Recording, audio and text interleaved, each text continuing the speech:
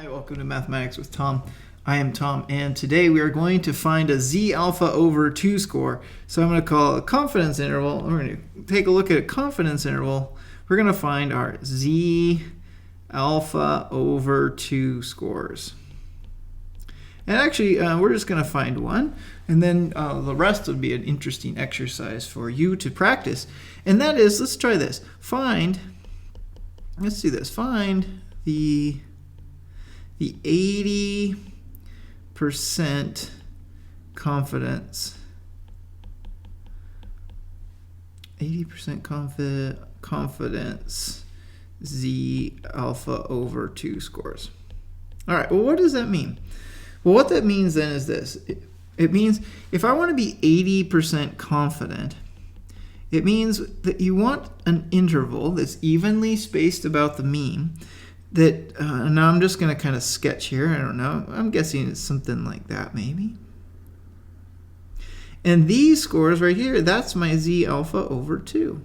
And this region in here is 0.80. So the question then is, well, what would my z alpha over 2 scores be? Well, actually, the easiest way to do this is think about this. If my confidence level is 80, then alpha, the amount in each tail, plus the 0.80. If I shaded all of that, we used, I think, pink. Let's use pink again for pink. This is alpha over 2, and this is also alpha 2. Add them together, and you get alpha. Well, now I've shaded the whole picture. So alpha plus my confidence interval is just 1. So in other words, you can say that alpha is equal to 1 minus 0.80. In other words, it's 0.20. Well, then what is alpha over 2? So alpha over 2 is 0.20 divided by 2. That's 0.10. And so that's my alpha over 2, and it's the same for both of these. Now, it's really, when you go to find one of these, what you want to do is look for, you can use either one of these. I think it's easiest to use your table, and usually to find the left z alpha over 2 score. And once you have the left one, since it's symmetrical, the other one would just be the positive value.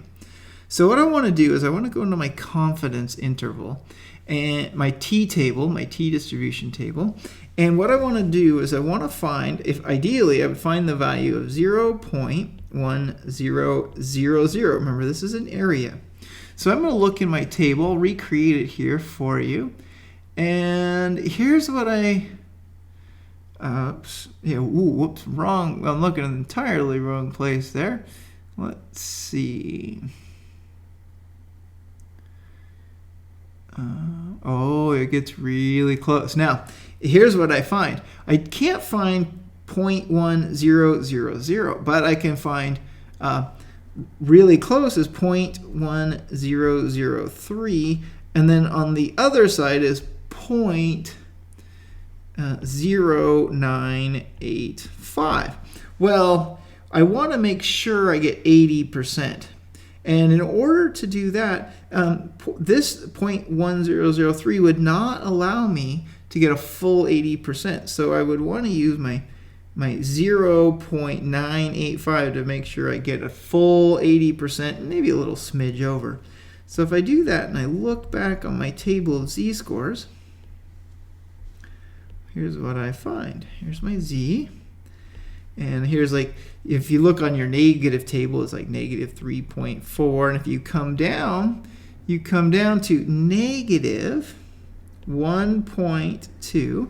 And then if you look up, you'll find 0.09. So z alpha over 2, it's two values. It's always a plus and a minus. So one of the values is negative 1.2 and the other is 1.2. And actually, all you really just need is just the positive, because when you put it into the formula, it takes care of the negative for you. And that is how you find a Z alpha over 2 score in a confidence interval for a normal distribution. I hope that helps. Thanks for watching.